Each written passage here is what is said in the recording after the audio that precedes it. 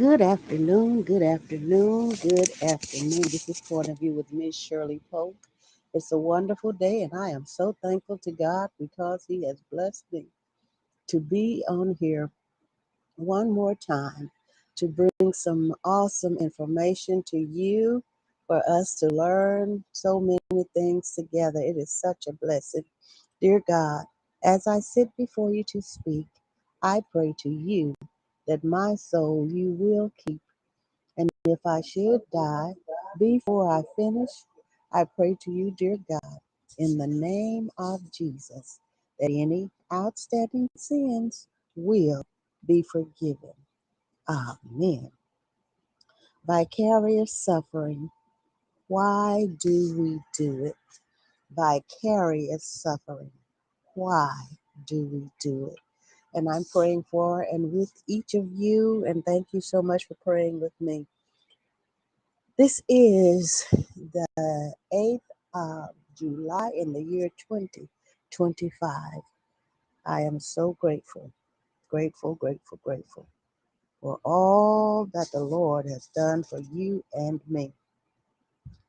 Vicarious suffering. Elder Davis used to say to me, Sister Davis, you suffer vicariously. And I asked him, Elder Davis, what does that mean? And he said, you suffer needlessly. You take on burdens. You take on other people's burdens that are really not necessary for you to take on. And so I said, okay, I understand because I never heard that before that I can remember vicariously. He said, you suffer vicariously. So I have some great information about vicarious suffering and what it means, why we suffer that way, why do we do it.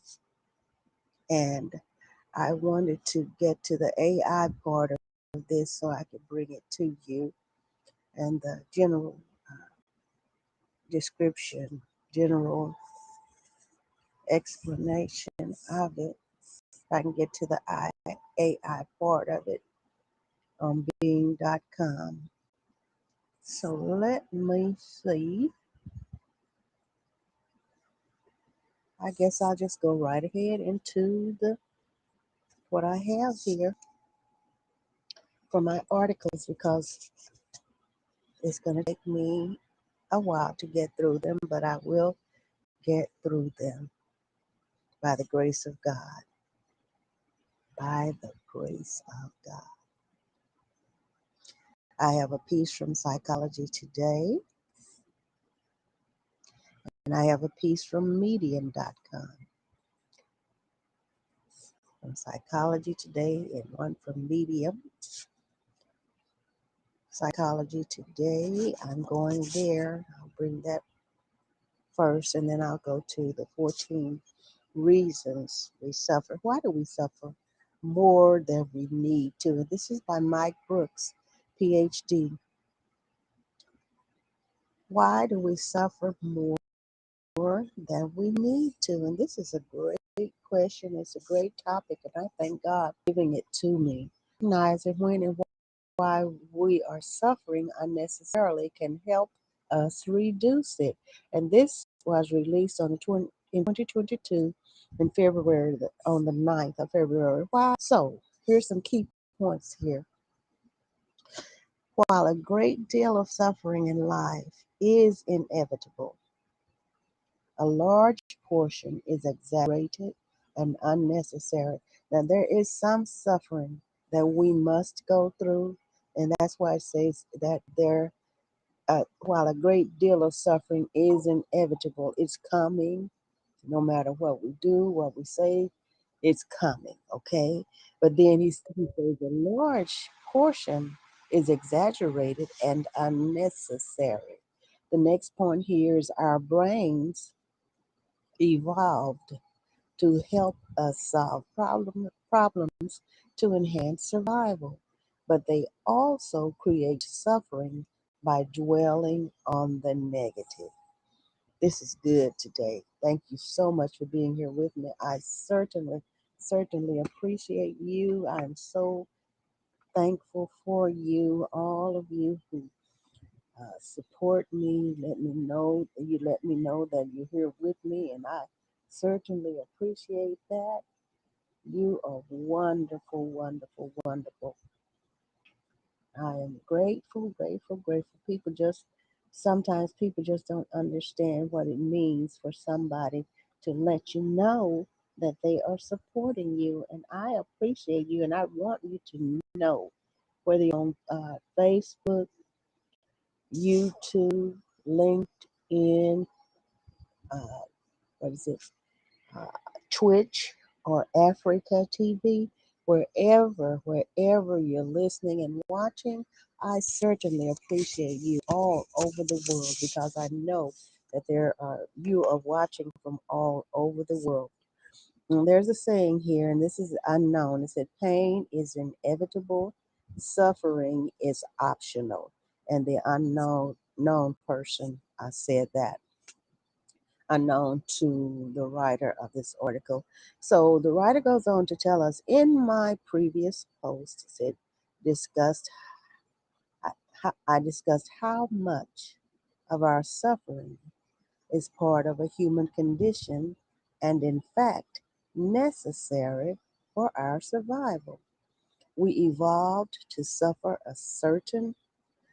in certain circumstances, for example, deprivation of food, water, air, warmth, social rejection, loss of loved ones. So it says that we evolved to suffer in certain circumstances. And those are some examples. And I'll go back over those because this is very important to us. Because sometimes we wonder, well, why am I so worried about that? That has nothing to do directly with me, and that's somebody else's thing. But we are human beings, and we carry and take on so many things that we really don't have to, but that's human nature. So we're going to learn today how to deal with it, and how to take some of the load, the unnecessary load, off of us. I thank you so much. We evolved to suffer in certain circumstances. Deprivation of food is an example. Water, air, warmth, social rejection, the loss of loved ones. Our suffering motivates us to change our behavior when possible in ways that enhance our chances of survival. He said, I am calling this level uh, one, suffering. Level one, suffering. This is the pain is inevitable part of the above quote. So so many people suffer. If you're reading this, if you're reading this, or if you're listening to this, then you, like me, are benefiting from the many creature comforts of modernity. Unlike most of our ancestors throughout our evolutionary history, we don't have to worry about securing the basic life necessities of food, water, and shelter. Moreover, we benefit from technological advances, antibiotics, and modern medicine. We should all probably be much more grateful for the amazing benefits of modernity that we tend to take for granted. And that is so true. It's so true, because I know grandma, we call daddy's mama grandma, and his daddy papa. We call mama's mother Mulla, and her husband Mr. Jimmy, because our grandfather was murdered when my mama and her siblings were children. So murdered by a group of people, one of those hate crimes. So herein lies part of the problem. Despite our tremendous progress and most of our creature comforts being met, we still suffer quite a bit. Oh, yes, we do. In fact, we suffer a lot more than we need to suffer. Why is this the case? And we're going to get into it. And I am so thankful for this. This part of it is the double edged sword of our big brains. The double edged sword of our big brains. Our magnificent brains evolved to solve complex problems to enhance our survival. It is with these big brains that we've developed enlightened reasoning, the scientific method, modern medicine, communities, governments, agriculture, plumbing, electricity, and TikTok. As Harvard University's social psychologist Dan Gilbert describes in his book, and the name of the book is Stumbling Upon Happiness. Our brains are experience simulators. When trying to work through our challenges and achieve our goals, we can hold information in our heads and try out various solutions. And that is so true. We can have so many thoughts in our brains at the same time. Isn't God magnificently marvelous? He is supercalifragilisticexpialidocious. Oh, yes, and you know that's one of my favorite words. That means he's better than good. And speaking of better than good, I have a song, Better Than Good. Okay? Supercalifragilisticexpialidocious.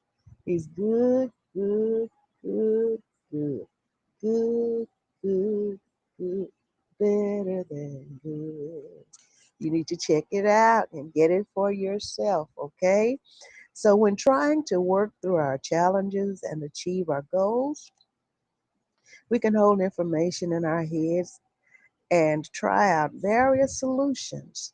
This can save time, energy, and resources and reduce our exposure to threats. Consider the following examples. Hunters see the tracks of an animal and form hypotheses about what kind of animal it is when it went by, how fast it might be traveling, and where it might be. Next point here, you need to figure out your retirement plans. How much can you afford to invest for retirement? Into what types of investment options do you invest your money? When do you want to retire? How long do you expect to live? How much money will you need per year to live on? This brain works on all of that. It's amazing. It's amazing. Your friend, the next point here is your friend seems perturbed at you. Did you say or do anything that could have offended her? Is she being overly dramatic over a minor transgression? Or is she upset by something else entirely? If she's upset with you, what can you do to smooth things over? And sometimes you wonder, what in the world is happening here? I don't remember saying or doing anything that could offend her or him. I don't understand it. What is going on? So, and then like this question here, could it be something else entirely different? Might not have anything to do with you or me. We literally owe our existence to the incredible power of our brains. So, let's take a moment to use our brains to appreciate how amazing our brains are. That said, our big brains can get us into big trouble too. They are the source of what I am calling level 2 suffering, which is the suffering is optional. Part of the precious quote. Okay, suffering is optional. All right. Next part here is how our big brains can cause major suffering. This is absolutely awesome. I am delighted to present this. It is absolutely amazing. Vicariously suffering. Why do we do it? As part of an inherent negativity bias, our brains help us survive by being alert to potential threats. Unconsciously, our brain's default mode network, in an effort to protect us from harm, ironically causes us harm in the form of disturbing simulators, uh, ruminations about the past, and worrisome thoughts about the future. So I messed that up. So let me go back and redo that. In an effort to protect us from harm, ironically causes us harm in the form of disturbing ruminations about the past and worrisome thoughts about the future. This habit is a feature of our brains, not a bug. Okay? This is a feature of our brains, not a bug. Now, our brains were meant to do this.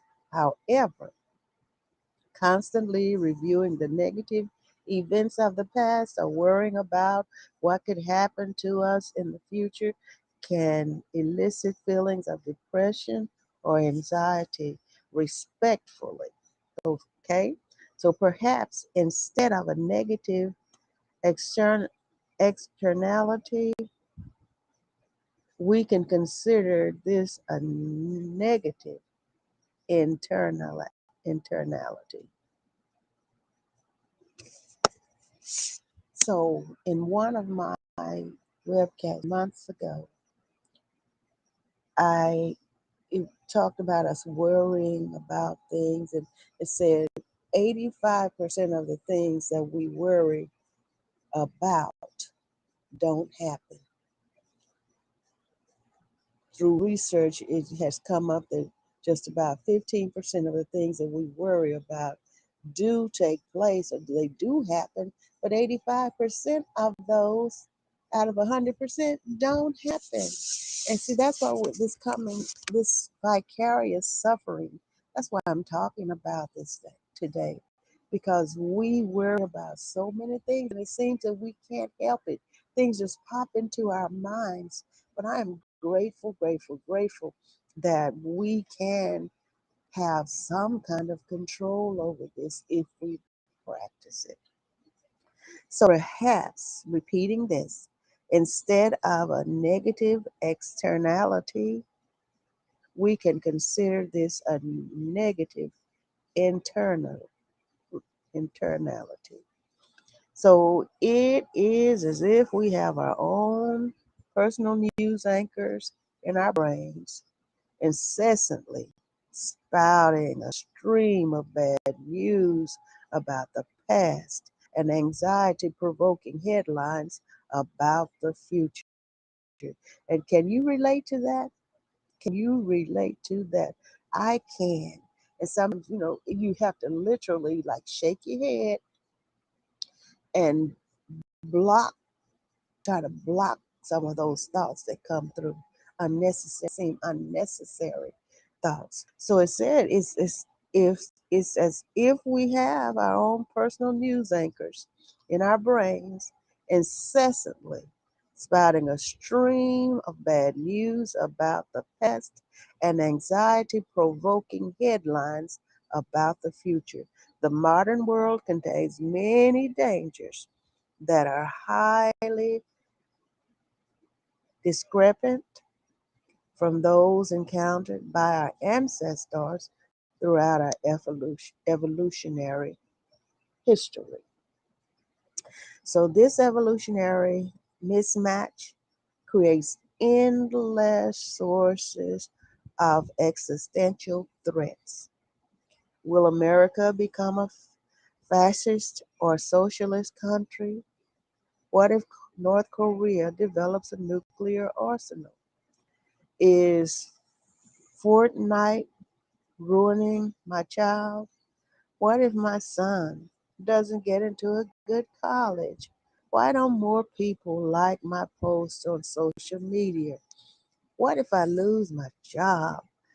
The news and social media capitalize upon our fears because we are drawn to negative news like moths to a flame. My goodness. And like the news today, I only allow myself to take in a certain amount. I know we need to be aware of the current events, the things that are happening, but you must limit, just take in the necessary information and go on to something else because most of the news is negative. It's about tragedy because that's what sells. The advertisers pay that money. The news stations, the studios deliver what gathers the people together for listening and watching. And most of that is negativity. Most of that is negativity. So the reality is that once we examine past events to help us learn from those experiences, ruminating about them does little good since we can't change the past. Moreover, few of the worries we fret over actually come true. See what I was saying? Like that study said only 15% of those come true, an average of 15% out of 100%. So that's 85% of them that don't come to fruition. Things we worry about vicariously, suffer needlessly. Okay, and it's mostly about something that relates to someone else. It doesn't directly involve us. Moreover, few of the worries we fret over actually come true. Many wise people have noted the madness of constantly worrying about things that are not likely to happen.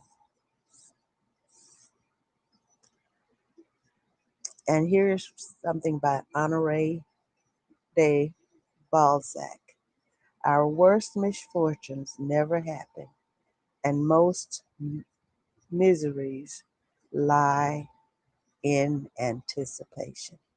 I want to read that again for you. Our worst misfortunes never happen, and most miseries lie in anticipation. That's Honoré de Balzac. And Twain also said, I am an old man and have known a great many troubles, most of which never happened. My goodness. It's attributed to Mark Twain, but it says of unknown origin. And here's another one. There is nothing so wretched or foolish as to anticipate misfortunes. What madness it is in your expecting evil before it arrives. And that's from Seneca. My goodness, these are so good. Our next section here is reflect on your own experience to see the madness of your brain.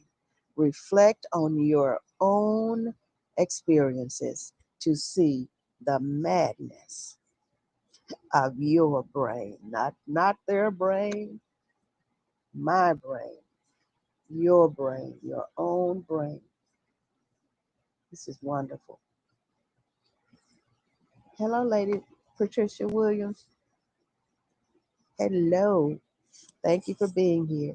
So take just a moment to think back to some bad things that you worried about happening that never happened.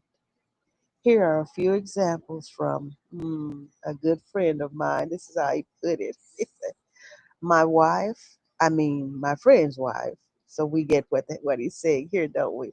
Was out late with her friend and didn't respond to texts in a timely fashion.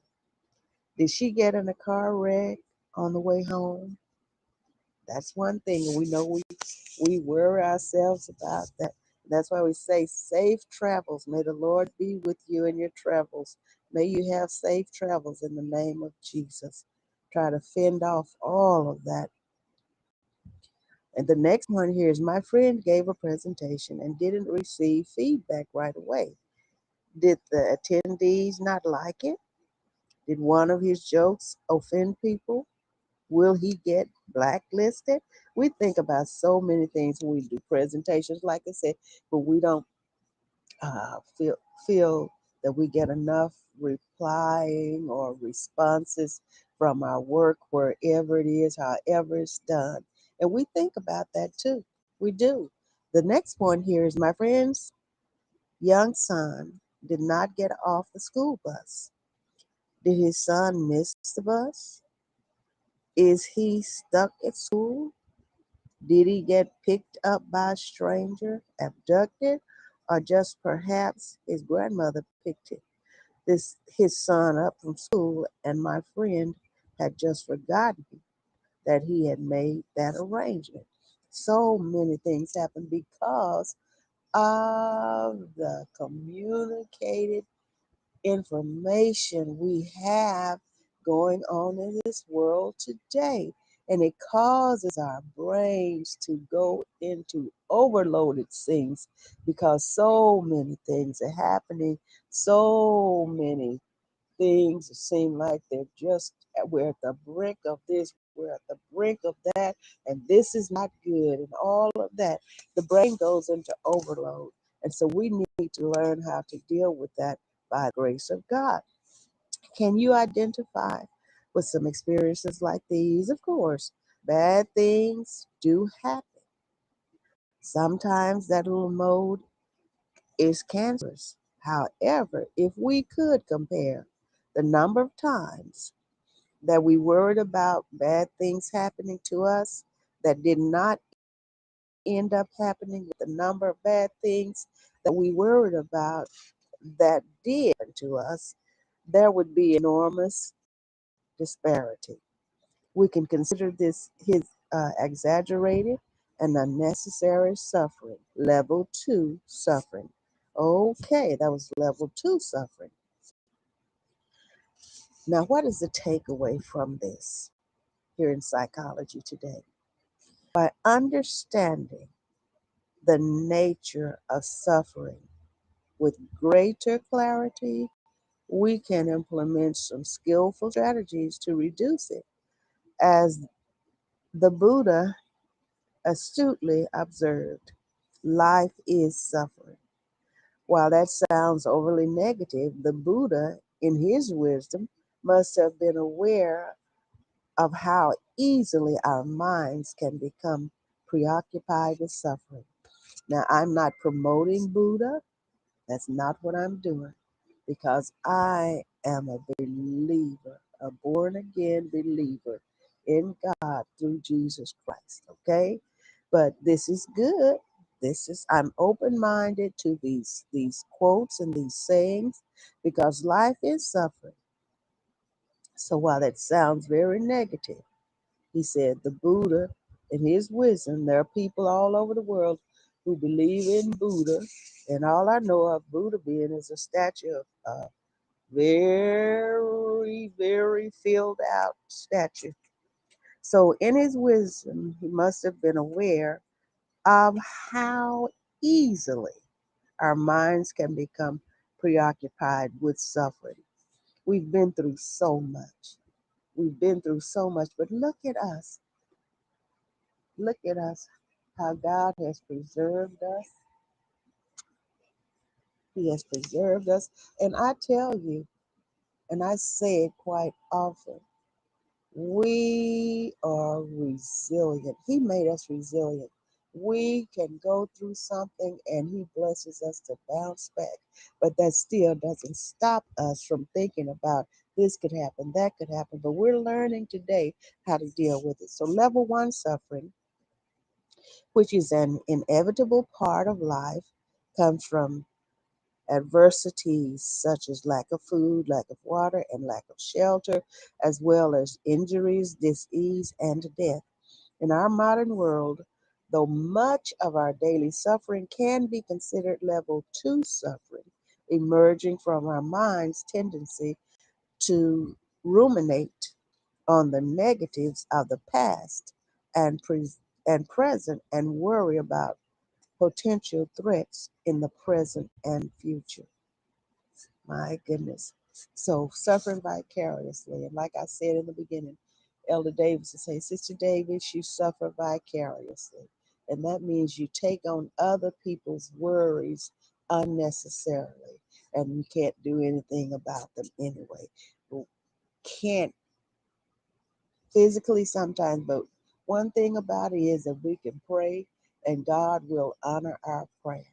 We'll pray according to His will. Now, I never neglect to put those facts in my work and in my presentations because we think of so many things, because we've seen and heard of and experienced so many things in life till we're just waiting, like my daughter said once. She said, I'm just waiting for the next shoe to drop.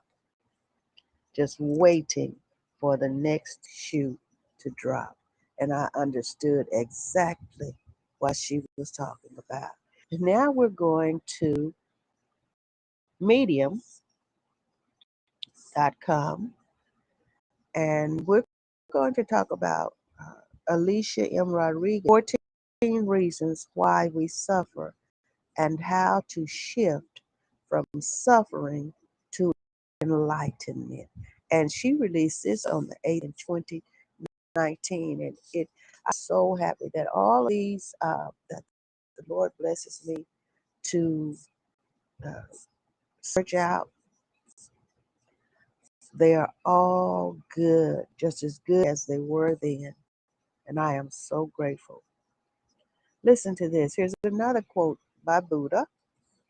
The root of suffering is attachment. Root of suffering is attachment.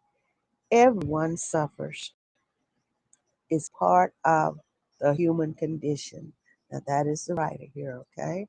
So, yet suffering can be the doorway to your personal evolution, to growth and expansion, if you choose to shift your thoughts and perceptions. See how we're transitioning into this to show us how, okay? The bad news is we are the creators of our suffering. The good news is we are the creators of our suffering, okay? So we can stop our own suffering by understanding the root of what causes us to suffer and then taking action, whether it's shifting our inner dialogue or doing things differently. And I want to do that again. The bad news is we are the creators of our suffering. The good news is we are the creators of our suffering. So that means that we can do something about it. Now, some suffering is inevitable. We know that. But all suffering is not inevitable. Okay? And the writer goes on to tell us that I've noticed some common reasons why we do suffer.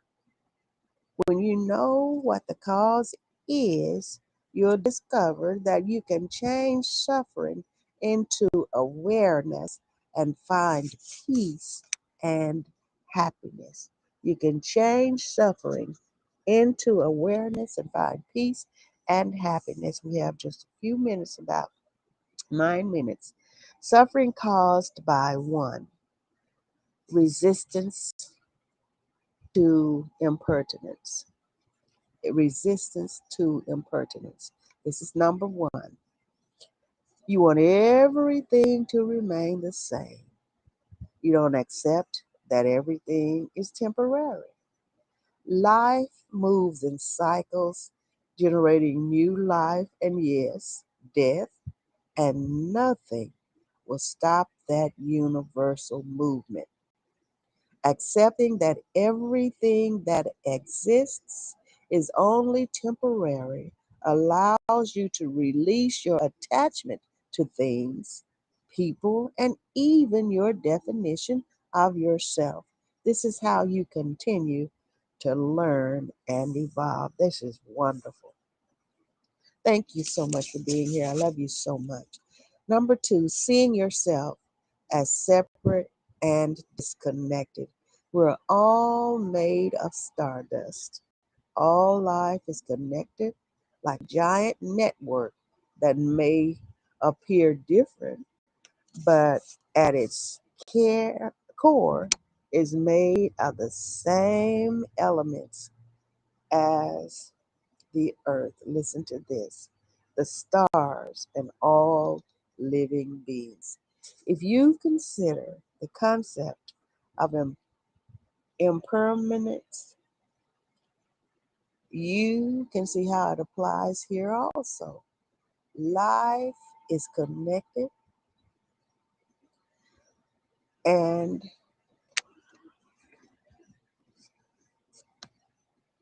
impermanence because the atoms that compose it are always moving and being arranged, always moving and being arranged. And that I want to reiterate, I want to go back to that.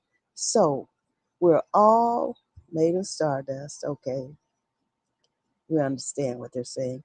All life is connected like a giant network that may appear different, but at its core is made of the same elements as the earth, the stars, and all living beings.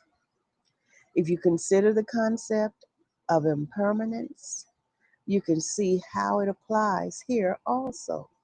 Life is connected and is impermanent because the atoms that compose it are always moving and being rearranged between living to decomposition or death, which feeds other life. And that is so true. My goodness. You see this in nature most clearly when you experience this deeper connection to all of life. You will feel the sacredness of all things and beings, and you will never feel loneliness. This is awesome. This is in medium.com. And here is something that I want to share. All our personal and collective problems arise from the illusion of separateness. If we embrace our inherent unity, our problems will cease. Our problems will cease. And that's Aliciisms. Number three, clinging to your identity. These are why we suffer when we don't need to. These are some of the thoughts. When you choose an identity, whatever that is, when you say, I am, you immediately create a limitation and an expectation of who you are. That's a mental process, not necessarily a reality. You're more than a title or a word. Ooh, let's say that again. I'll say it again. You are more than a title or a word. You may call yourself names and that diminish you. You might say you're weak, you're lazy, not enough, etc. Or you may find your self worth in the identity you choose: CEO, competent, parent, etc. And anything that challenges your sense of worth then becomes a threat or an insult or a conundrum. You suffer because someone may suggest that you are not who or what you believed yourself to be. And people are absolutely good at trying to make you doubt who you are, doubt yourself. Come up, oh my goodness, human nature is something else, isn't it? But we're learning to cast all that off in the name of Jesus, okay? Number four, wanting reality to be something it's not. This is why we suffer.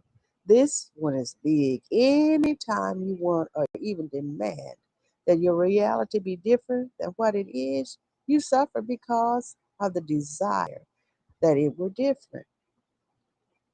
You resist what's in front of you and suffer.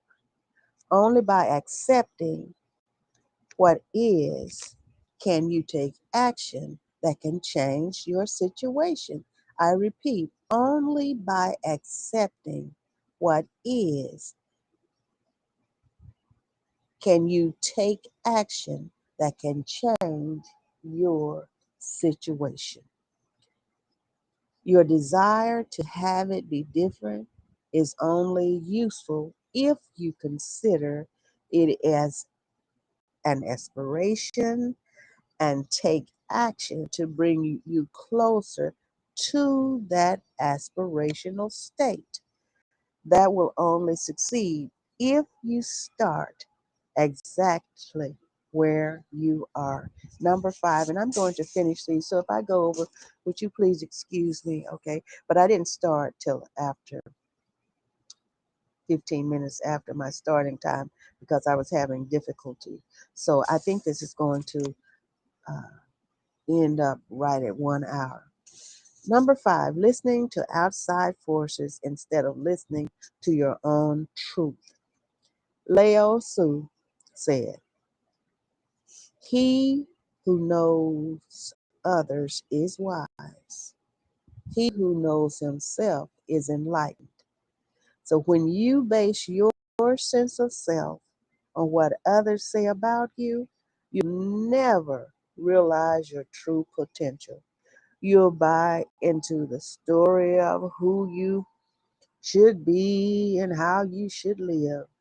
Your energy goes into an inauthentic life that causes you stress and possibly illness. Only by aligning your life to what is true for you can you be happy. Whoa, this is so true. Number six, living a divided life. These are things that can cause suffering, unnecessary suffering. Okay? Living a divided life. What is a divided life? Parker Palmer says that a divided life is a life in which our words and actions conceal or even contradict truths we hold dear inwardly. All right?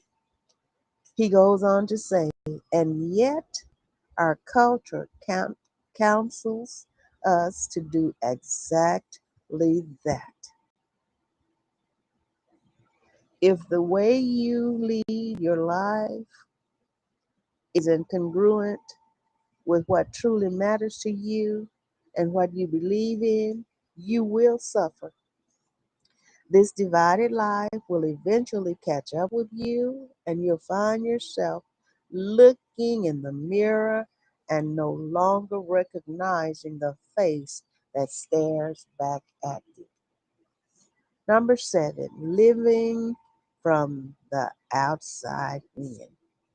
Socrates famously said that the unexamined life is not worth living. My goodness.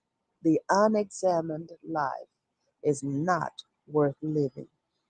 If you spend no time in reflection, in the proper conversation with yourself, you will never find your true purpose or not acknowledge the wonderful being you are. My goodness, I want to repeat that. These are so good. And this one, number 7, is living from the outside in. These are when we have problems with suffering, suffering vicariously, unnecessary suffering, taking sufferings on that we don't even need to take. So, if you spend no time in reflection, in the deeper conversation with yourself, you will never find your true purpose or acknowledge the wonderful being you are. You'll spend most of your life comparing yourself to others and always criticizing yourself for not being enough. I remember my brother Michael, I never forgotten this. Michael worked with youth, and he was a deputy uh, juvenile system in Grayson County. And Michael said one young man, one of the children would just say, "I'm stupid, I'm stupid, I'm stupid." And he told him, "No, don't say that about yourself. You are not." And so he helped him along the way. And so this is what this is saying. You'll spend most of your life comparing yourself to others and always criticizing yourself for not being enough. Number 8, choosing fear over love. Choosing fear over love. You have two choices around how you lead your life. You can choose fear or you can choose love. Fear produces thoughts that cause a contraction in our hearts, in our minds, and bodies. You restrict yourself, you protect yourself from life itself. There is no way to achieve fulfillment and potential when you live out of fear. You are constantly hiding. Only when you choose to live from a place of love can you generate optimism and courage and compassion. This is awesome, isn't it? And Alicia Ism said this: when you live from love, everything becomes possible. Number 9, seeking security and certainty in an uncertain and ambiguous world. Life is dynamic and ever changing and unpredictable. We're talking about why we suffer needlessly. And this is 14 ways. We're on number 9. 14 things to think about and to work on. Seeking security and certainty in an uncertain and ambiguous world. Life is dynamic and ever changing and unpredictable. You must learn to dance with whatever comes towards you. You will suffer when you seek the illusion of safety and security because what you are seeking out there can only be found within. What you are seeking out there can only be found within. Trusting yourself and what you stand for is that moment.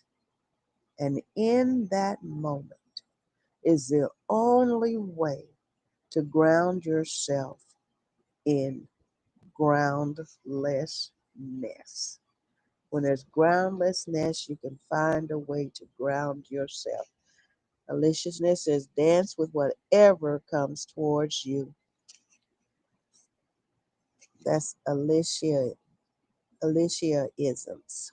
Okay. Number 10, living in the past or future. Being anywhere but the present keeps you from enjoying your life now. You might enjoy your memories more if you are not attached to having it be the same now as it was then. You can aspire to the future if you accept it as a possibility, not a certainty. By paying attention to your life right now, you can note the beauty that is there and experience gratitude for your life. Oh, I can't stress it enough. This is absolutely awesome for us today. Number 11, playing the victim. Each time you play the victim or you blame someone or something else, you abdicate your power to live your best life to the whim of circumstances. You experience yourself as having no power or agency over your life. You build resentment, fear, and anger that saps your energy and limits your potential. When you empower yourself, you use your inner wisdom to choose what serves you in creating a life that is in harmony and flow. 12. Seeking comfort over growth. Humans don't like being uncomfortable. When you choose comfort over growth and become a prisoner to your comfort, wow. When you choose comfort over growth, you become a prisoner to your comfort. You were meant to be free. Freedom comes from being all you can be and courageous enough to live fully. Those challenging obstacles will become the doorway to opportunities when you engage them despite your discomfort. And here's another saying by Alicia Isms. You were meant to be free. Okay, we're on 13. All right, not choosing for yourself. When you choose things that compromise your health, well being, and spiritual growth, you deny the very things that you need to be happy and healthy. You know what you need when you listen to your inner voice and intuition telling you how to choose. How often do you dismiss the voice and instead choose a momentary pleasure or comfort that compromises the true nourishment your soul needs? How many times have we done that? We've done that over and over and over again, haven't we? But as of today, and all of the other times that we've had these articles and this information, we're not doing that anymore. We're going to do better. We're doing better. Next time, listen and transform the act of taking care of yourself into something sacred and significant that can help you also care for others. Because if you can't care for yourself, how are you going to care for someone else? Number 14, denying parts of yourself. You have a shadow or dark in you. Everyone does. There are always things we don't like about ourselves. There are always traumas that need to be healed. When you run from your shadow, those parts of yourself can never be reconciled and forgiven and healed. They will always haunt you, waiting to emerge when you least expect it through self sabotage, unkindness to others, anger, and unhealthy relationships. Coming to terms with the difficult emotions you feel means being compassionate with yourself, loving yourself just as you are. Now, not saying that we just be satisfied if we know that we're not where we were supposed to be, but loving yourself where you are right now and then improving as you go on in life. But don't just stay stagnant. You know you need improvements, but where you are now, be thankful for it, okay? And then do your best to do better day by day. Running away from those parts you deny will cause you to suffer. Acceptance and forgiveness generates appreciation, self love, and compassion for yourself and others. That's wonderful. Now we're going to summarize it and we'll be closing out for this day. Carl Jung claimed that wholeness humans depends on the ability to own their own shadow because he recognized that only by finding understanding of our dark side could we end our underlying insecurity about our fundamental goodness and worth as humans, and in doing so, make us whole.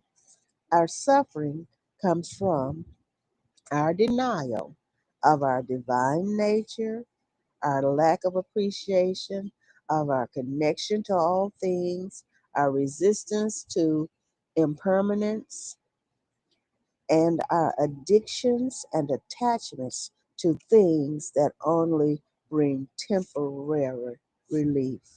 Wholeness comes from the acceptance of all parts of ourselves, individuals, and as humans, so that we can transcend the pettiness of our human condition and elevate our consciousness to levels that can indeed change our world for the better. Suffering will always be present, but if we offer our suffering to something worthy of our pain and grief, we will transform not only ourselves, but eventually our worlds. This is absolutely awesome. This is absolutely awesome. This is Alicia Rodriguez. Alicia M. Rodriguez, and this is in Medium. I thank you so much for joining me today. I have really enjoyed presenting this. It is such a privilege that the Lord has blessed me to come to you and be able to share with you, and He gives me these daily. Thank you, Overseer Patricia Williams. Thank you, everyone who has joined me, whether it's today, tomorrow, whether it's 2028, 2030, whatever, however long the Lord allows this world to stay. This is in virtual. This is in the World Wide Web, and it is in the virtual world, and it'll be out there somewhere forever until the Lord comes back. So you, wherever, whenever you're watching and listening to this, I certainly appreciate you for being here with me. You are awesome. You are awesome, awesome, awesome. And I truly, truly thank you. And I pray that the Lord will continue to bless and keep you. And I want to also say that I'm still praying for our family. I married into this family. Bishop Ronnie Blaylock is Elder Davis's nephew by marriage, and he's also saved at Greater Gospel Temple Church of God in Christ.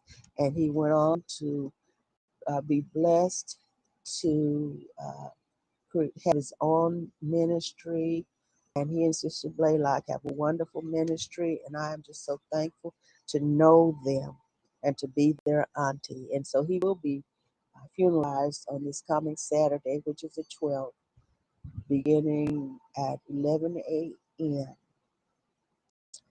And his wake is on the 11th. And also, Pastor Peggy Jackson's brother, Edward Gene Jones, has transitioned also, and his funeral will be on the 24th of this month, July, at 1 p.m. at Paradise Funeral Home. We're praying for the families. We're praying for each and every one of you, and I am so thankful that God has blessed us to be here one more time because we don't know when the change is coming, but we need to be ready. We need to accept that life changes every micro, milli, pico, femco second. I love you. Please join me on Thursday, God willing.